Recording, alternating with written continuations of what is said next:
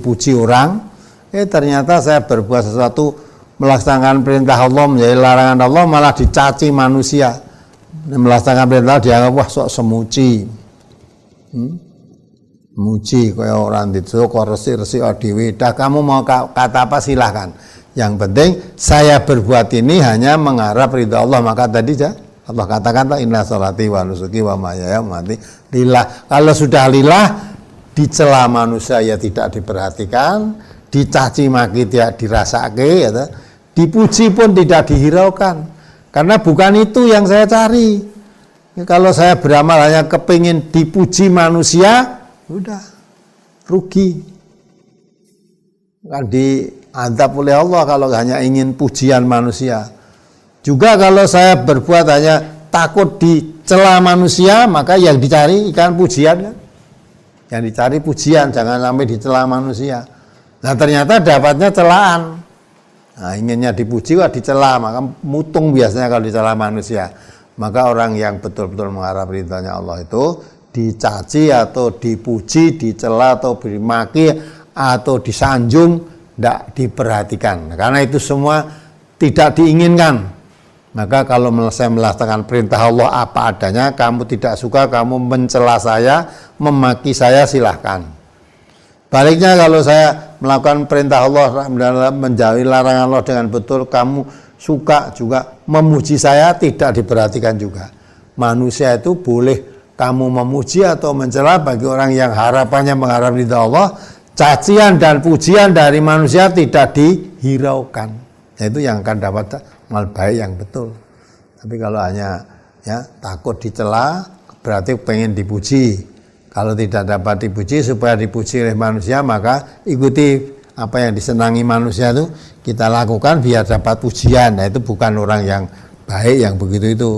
Maka kita dapatkan baik itu baik menurut penilaian Allah, tidak baik menurut penilaian manusia. Sebab manusia menilai baik belum tentu Allah menilai baik. Sebaliknya manusia menilai jelek malah jadi caci makian, belum tentu Allah juga menilai jelek. Nah maka yang kita harapkan nomor satu itu kita beramal hanya mendapat ridhonya Allah. Nah itulah sifat orang yang beriman macam itu. Adapun manusia dimanapun kita sudah tahu kalau orang itu senang biasanya ya memuji-muji, ya memuji-muji, menyanjung-nyanjung. Tapi kalau tidak senang ya mencela, memaki, mereka yang jelek-jelek itu sudah wajar di mana-mana manusia begitu. Maka kita beramal dituntut jangan mengharapkan pujian atau takut celaan dari manusia. Nah, itulah bedanya orang Islam seperti itu. Harapannya ya ridhonya Allah. Apalagi saat ini masih banyak saudara-saudara saya yang mengaku percaya kepada Allah, hari berbangkit, adanya siksa kubur, surga dan neraka. Lisan mereka tidak mengatakan hidup hanya di dunia ini saja. Juga tidak melontarkan pertanyaan, apakah setelah menjadi tanah dan menjadi tulang belulang kami akan dibangkitkan? Mereka juga mengakui dengan lisannya bahwa Al-Quran adalah kitab sucinya. Namun belum mau sholat, zakat dan puasa wajib.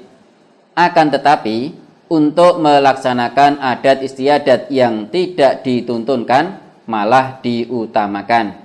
Diajak ngaji belum mau.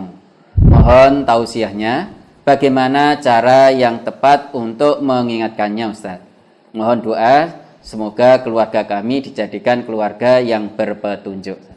Kalau yang kamu tanyakan betul semacam itu, ya, itu hanya omongannya.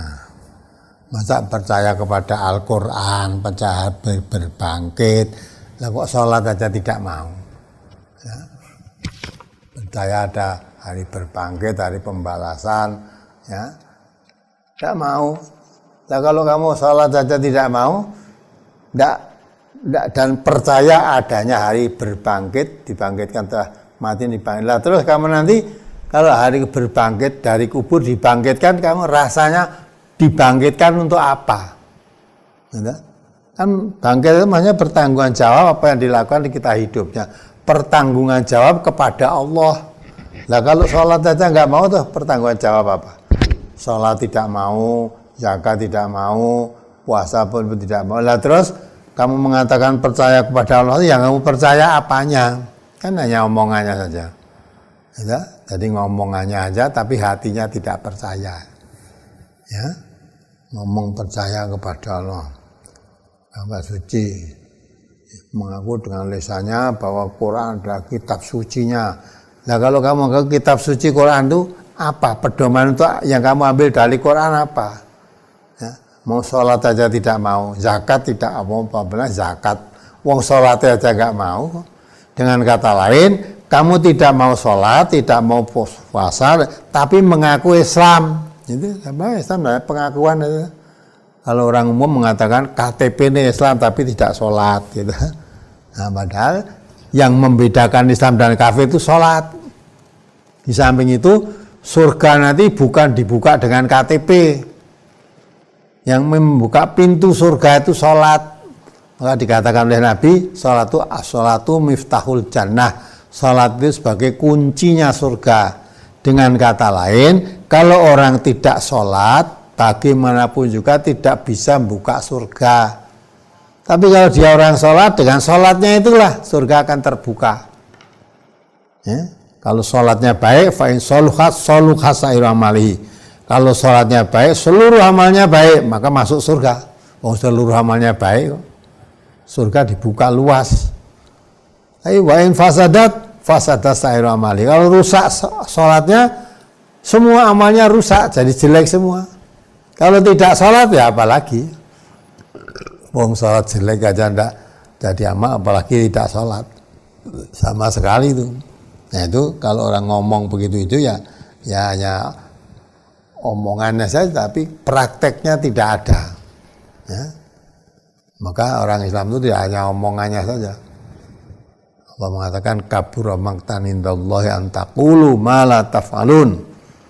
Besar murka Allah orang yang hanya ngomong tapi tidak mengamalkan. Nah, ucapannya wong Jawa ngadake jarkoni. Ngajar iso ujar ora iso lakoni. Jadi agama Islam itu tidak hanya agama pengakuan, tidak hanya agama pengetahuan, tapi yang perlu diamalkan. Maka perlu dikaji, setelah tahu amalnya, ya, setelah tahu hasil ngajinya, oh paham Qur'annya begini. Ini perintah oleh Quran, ini larangan di Quran. Nah gitu, kalau sudah tahu dikaji tadi, yang larangan dijauhi betul-betul, yang perintah dalam Al-Quran dilaksanakan sebetul-betul, itu baru dikatakan kamu orang yang beriman. Kalau orang iman ngomong tok, bukan orang yang beriman itu. Nah, kalau ada orang ngakunya Islam, kitab sucinya Quran kok tidak sholat, itu rasa dipercaya. Tidak usah dipercaya. Ngaku kitab sucinya Quran tidak sholat, itu berarti hanya pengakuan dalam mulutnya saja, tapi hatinya keras itu. Ya, itu bohong namanya. Yang bohong itu nggak bisa dipercaya omongannya, udah. Terus rasa dikatek ya orang koyong nunggu rasa dikatek. Ya. Malah itu berarti ayatnya kata. Lagi Quran rasa dia orang percaya Quran malah nganggep Quran ini hanya dungengan orang-orang dahulu aja. Dungeng nggak dipercaya. Ya itu. Maka kalau iman diwujudkan, iman itu nyatunya antara perbuatan, ya, keyakinan dan ucapan. Jadi ucapannya dengan perbuatannya dengan apa? Pengakuan dalam hatinya sama, menyatu. Kalau tidak ya hanya ngomong aja. Orang munafik itu juga bisa ngomong. Wa idza laqul ladzina amanu qalu amanna. Orang munafik itu kalau ketemu orang yang beriman, dia juga mengatakan saya beriman. Amanna. Tapi kalau dia mungkur, berpisah dengan orang-orang yang beriman tadi, ya, apalagi ketemu setan-setannya, dia tidak mengatakan amanah seperti orang beriman tadi, ya, tapi dia mengatakan apa? Inna ma'akum, mengatakan pada setan-setan ini saya seperti kamu. Ya itu dari ucapan juga. Kalau orang Islam ucapan harus dibuktikan. Yang mau ucapan tak orang dibuktikan berarti bohong. Nah bohong itulah kata Nabi itu orang-orang munafik. Idza hadasa kadzaba, kalau ngomong goroh. Ya, enggak betul omongannya.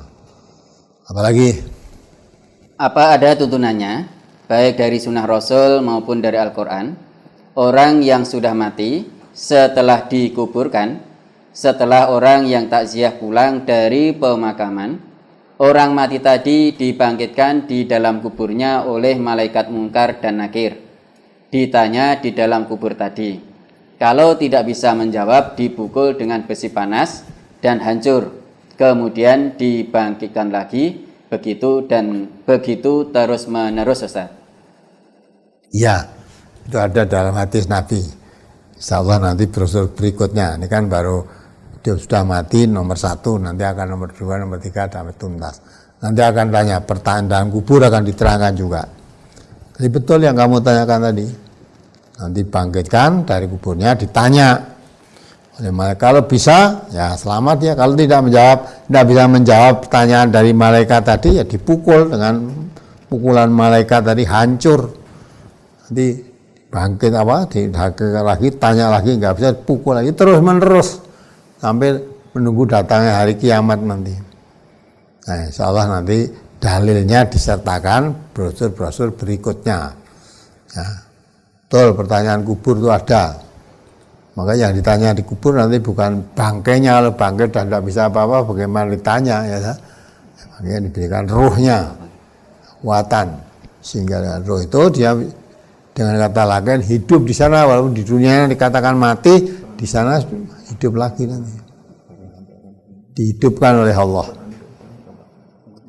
Ya, itu ya. Jadi yang menerangkan yang kamu tanyakan tadi ada dalam hadis itu.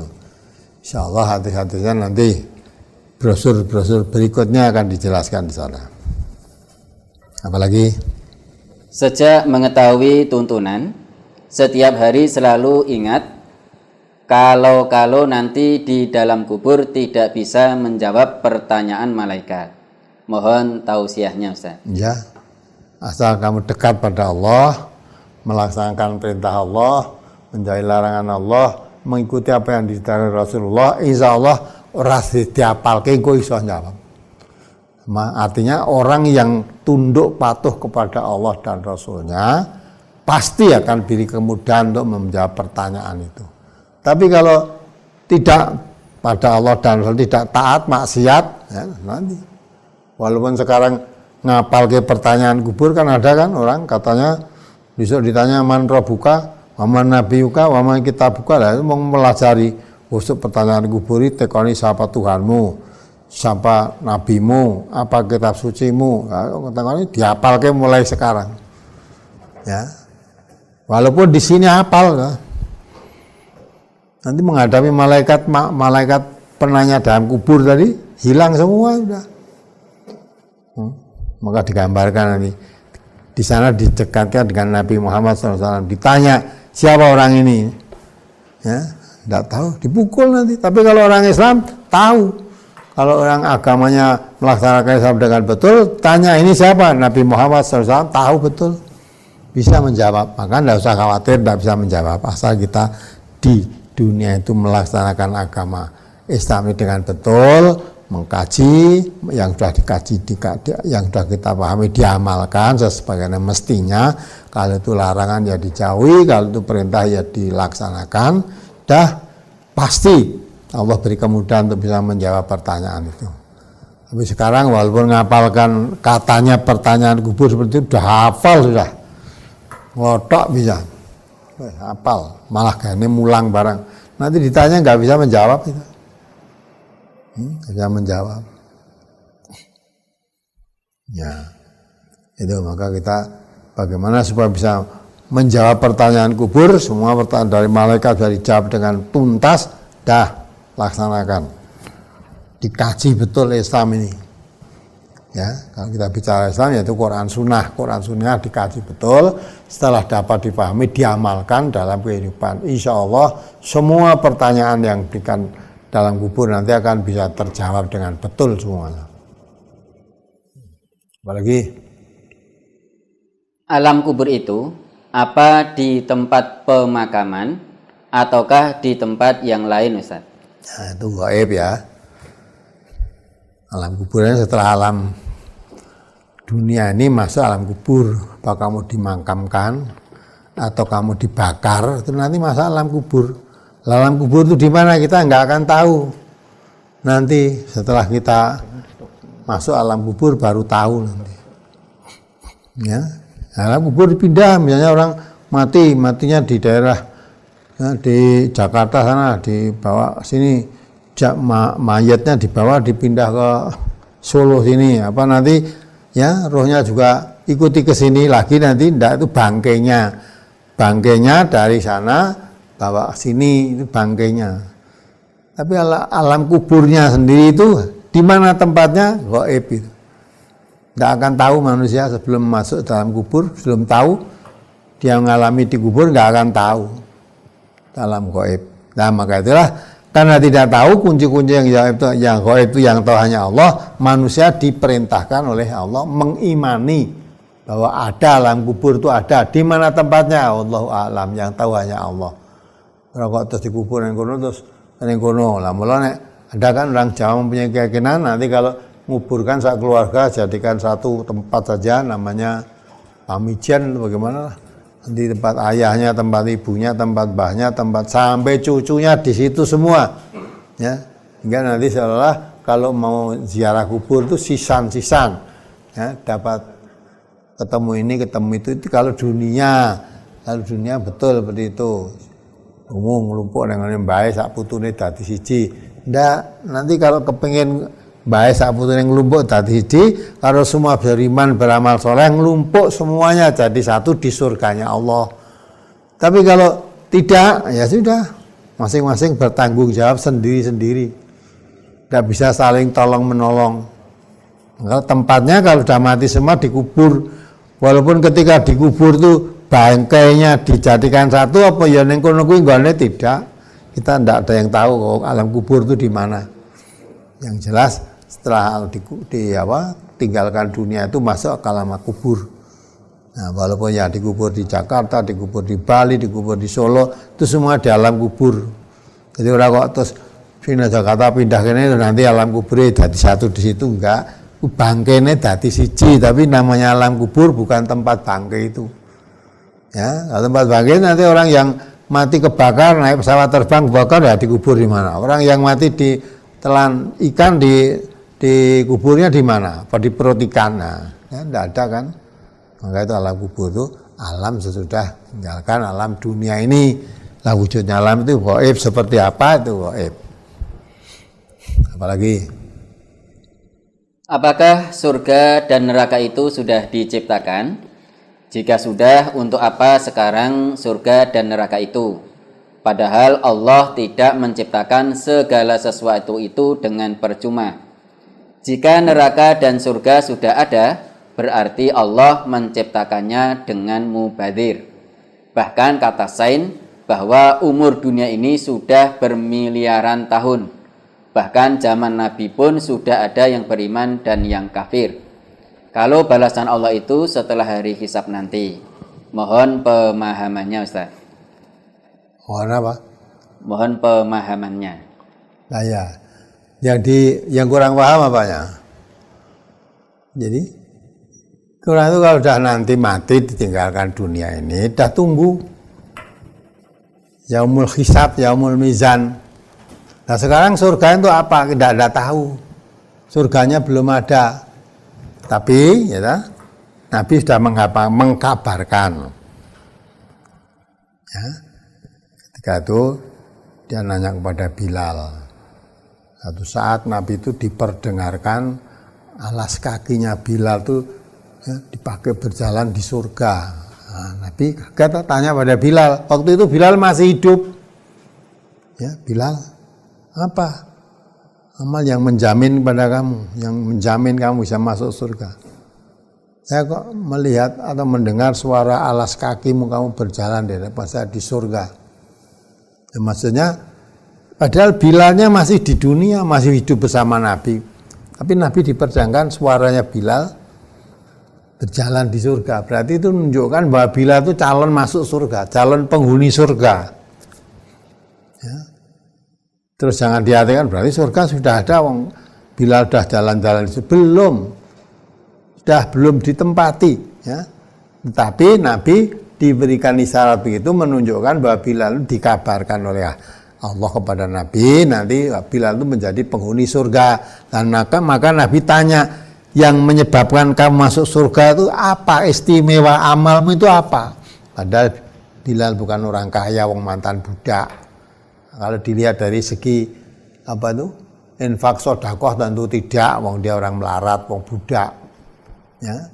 Kalau dilihat dari amal-amal yang lain ya biasa-biasa, kok dikabarkan masuk surga itu apa?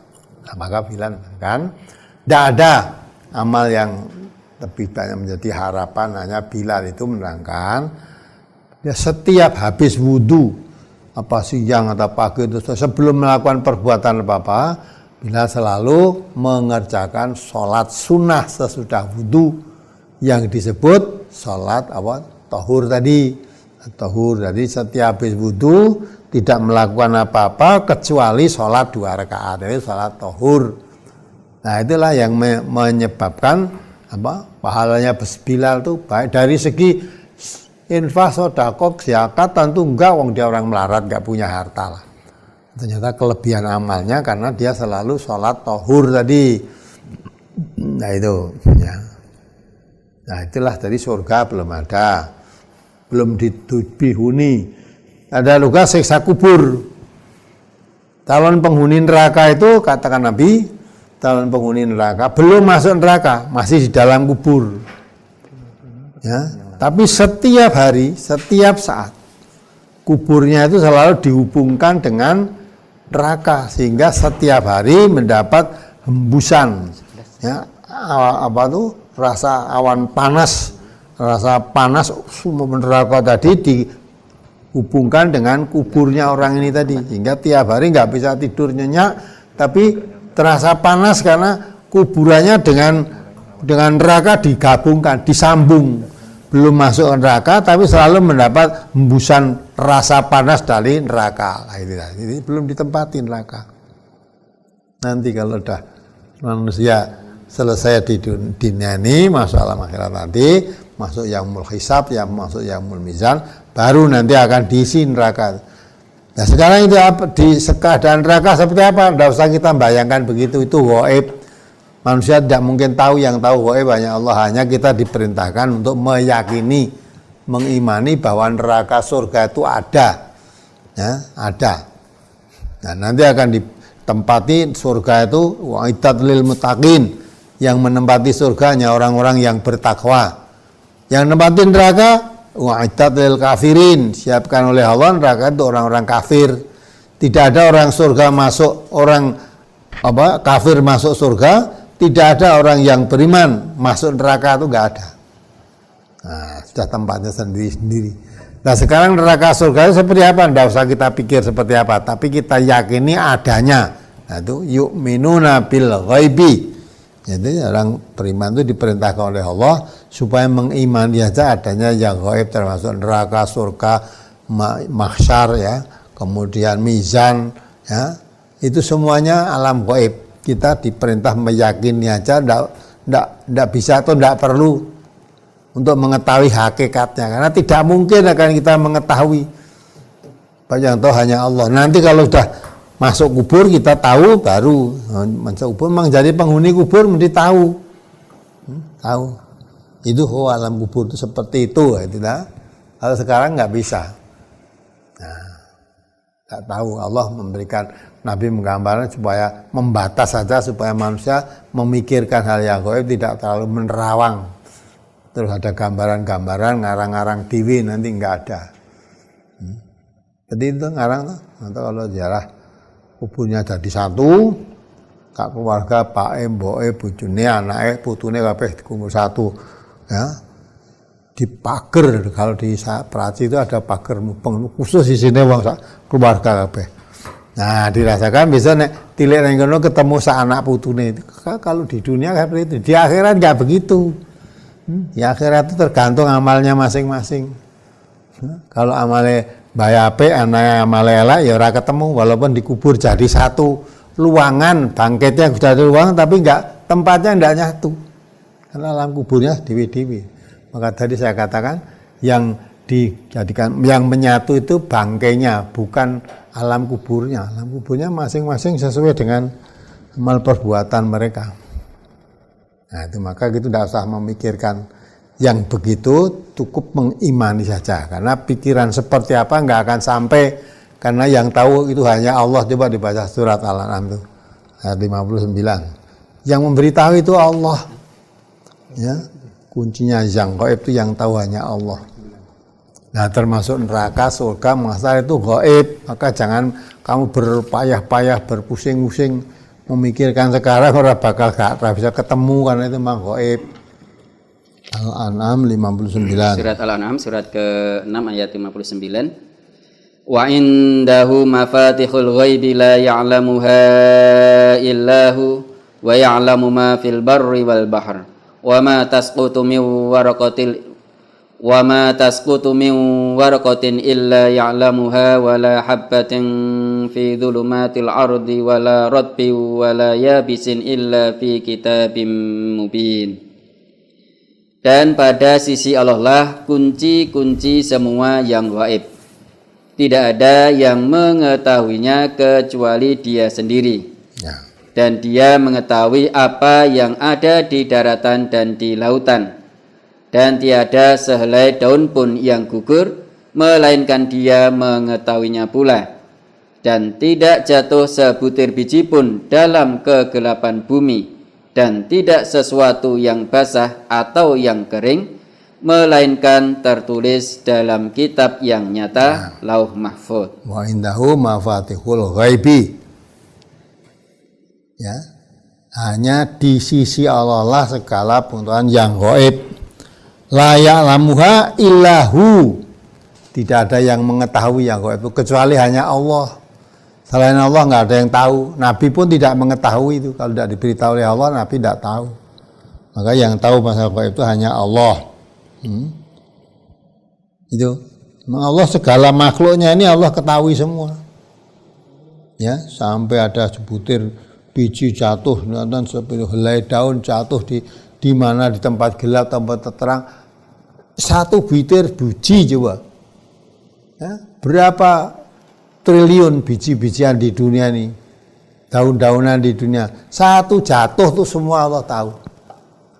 Nah maka kalau ya, yang manusia cara apapun nggak bisa mengetahui yang gaib, karena itu kuncinya Allah. Karena kunci yang gaib yang tahu hanya Allah, maka jangan menanyakan hal-hal yang gaib, tapi perlu mempercayai adanya yang gaib walaupun belum mengetahui atau tidak dituntut untuk mengetahui secara pasti seperti apa, tapi yakin yang gaib itu ada, termasuk Allah, malaikat, ya, termasuk apa itu neraka, surga, siksa kubur, itu ada semua. Ya ada, lah terus ya percaya ada, diterangkan gambarannya seperti yang diterangkan dalam hadis-hadis Nabi, dalam ayat-ayat Al-Quran, itulah ada. Nah hakikatnya kita tidak dituntut untuk tahu. Tahunya nanti kalau sudah masuk alam gaib. Kalau ingin tahu kubur yang sebenarnya bagaimana, tidak usah kamu tahu sekarang. Nanti kalau kamu sudah masuk kubur, tahu sendiri. Bantu klik tombol subscribe dan bagikan video ini supaya semakin banyak yang mendapatkan manfaat. Semoga Allah memberkahi langkah kita semua. Wassalamualaikum warahmatullahi wabarakatuh.